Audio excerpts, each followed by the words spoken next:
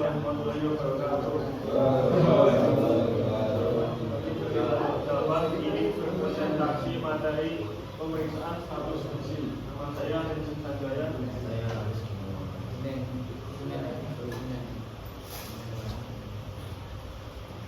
Pendahuluan definisi status gizi. Status gizi adalah kondisi tubuh yang diajukan dari keseimbangan antara asupan zat gizi dan perubahan definisi tubuh. Kondisi ini mencerminkan sejauh mana kebutuhan fisiologis akan zat gizi terpenuhi untuk mendukung pertumbuhan, pemeliharaan, dan fungsi tubuh yang optimal. Pentingnya pemeriksaan status gizi. Pemeriksaan status gizi sangat penting untuk mendeteksi resiko malnutrisi, baik kekurangan maupun kelebihan gizi.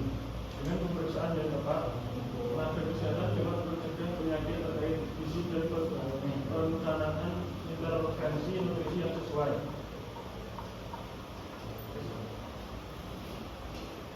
Tujuan pemeriksaan status gizi.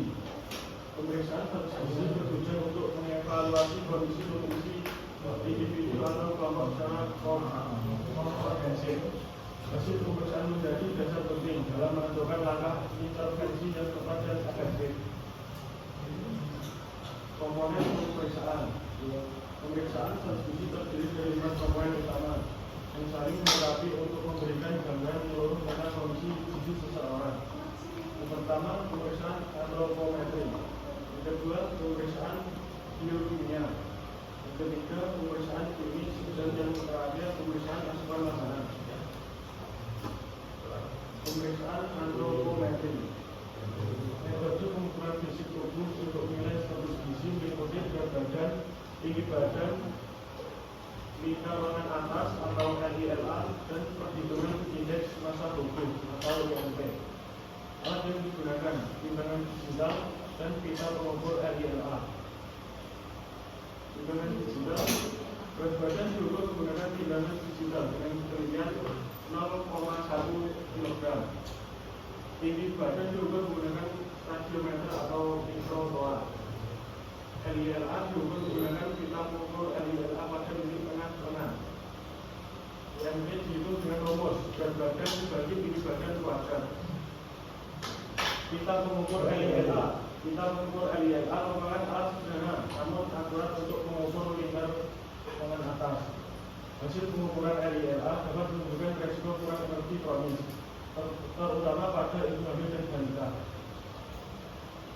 Pemeriksaan biokimia.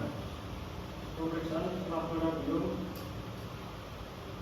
untuk menilai status gizi melalui analisis sampel darah. Metode ini dapat mendeteksi definisi mikronutrien sebelum gejala klinis muncul. Hemoglobin. Pemeriksaan kadar hemoglobin dalam darah untuk mendeteksi anemia. Defisiensi gizi yang umum terjadi akibat kekurangan gizi dalam tubuh. Pemeriksaan kadar albumin untuk menilai status protein tubuh dan mendeteksi malnutrisi protein energi pada pasien. Vitamin D. Pemeriksaan kadar vitamin D dalam darah penting untuk mendeteksi defisiensi yang dapat menyebabkan gangguan tubuh seperti osteoporosis dan artritis pada anak-anak.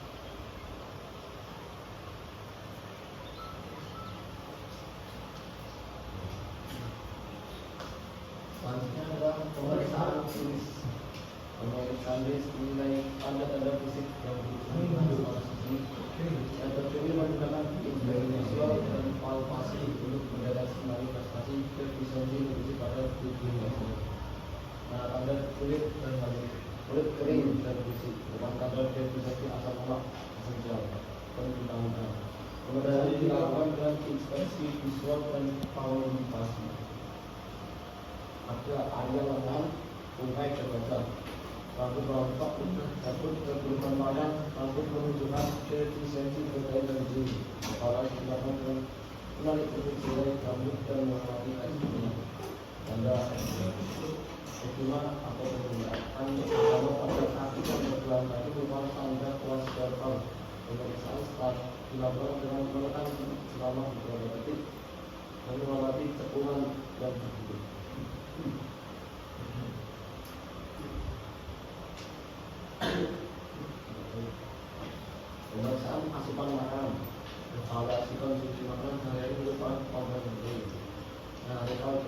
jam. Dapat diwawancara untuk pengumpulan data bukti selama 24 jam terakhir.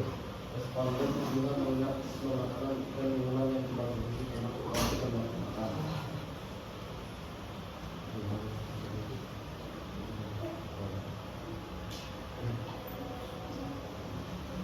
Alat dan teknik pemeriksaan.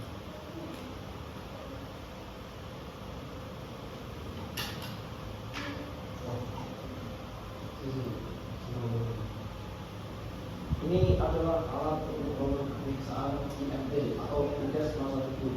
Yang diperlukan adalah pertama pita ukur, yaitu untuk mengukur lingkaran atas yang di bagian kanan sini. Kemudian ada timbangan digital untuk satuan berat hingga 0,00. Nah, cara untuk interpretasi hasil seperti graf di atas.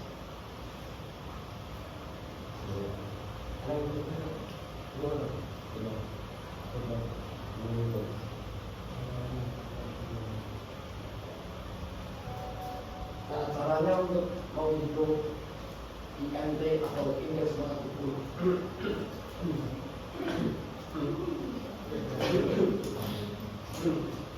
yaitu adalah IMT sama dengan berat badan kita dibagi dengan tinggi badan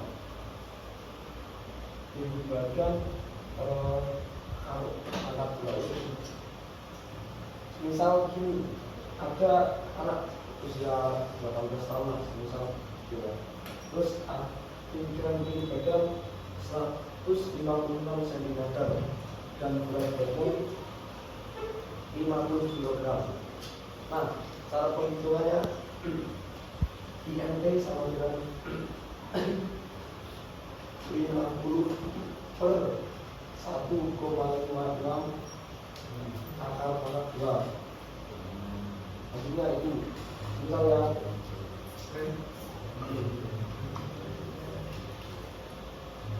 berarti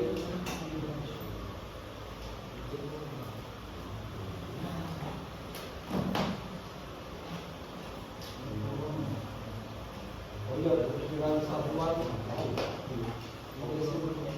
dengan tinggi badan dengan satuan M dengan hasil 20,5. Nah, kita lihat dari kriteria IMT indeks massa tubuh ini tadi kan hasilnya 20,5, berarti bisa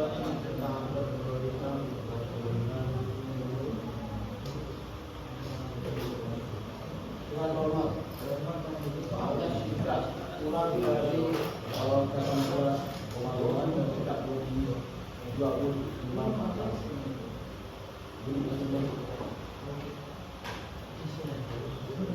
Faktor yang mempengaruhi berbagai faktor dapat mempengaruhi status fisik seseorang, mulai dari kondisi sosial, ekonomi hingga kebiasaan hidup sehari-hari.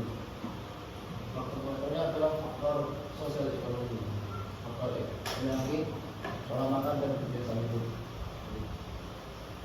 Tantangan dalam pemeriksaan. Tantangannya adalah ketepatan data asupan makanan seringkali sulit diperoleh karena ketergantungan pada ingatan pasien.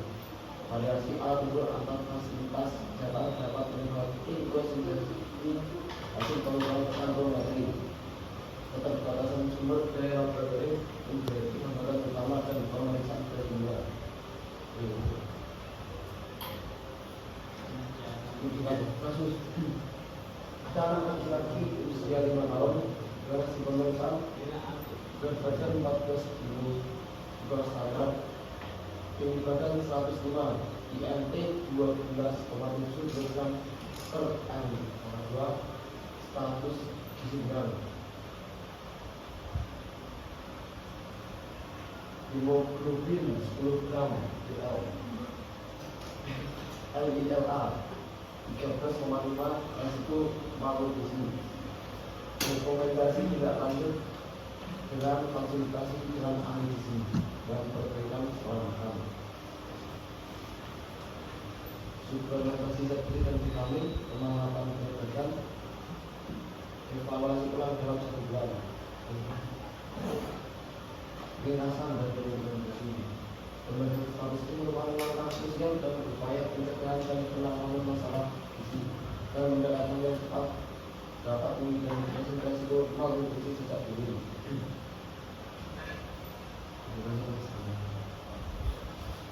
Oke, sebelumnya kita pun mengukur engkang mata. Caranya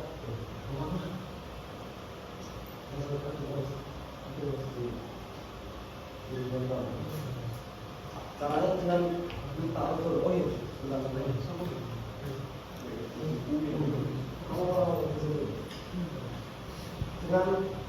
caranya dengan betul kita lihat untuk mengukurnya dihitung dari pundak sampai siku. Misal cuma kalau nggak ada alatnya ada ya.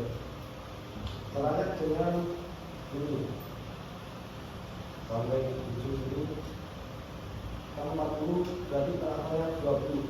Nah, di tengah 20 ini kita menghitung nilainya dari sini hitung dari tengah-tengah dapat berapa? Misal 38. Nah, dari titik ini kita menghitungnya misal kita tengahnya 38. Nah, ini tinggalan dari emasnya lagi. Mungkin itu saja. Jika ada pertanyaan mungkin kita menunggu yang itu.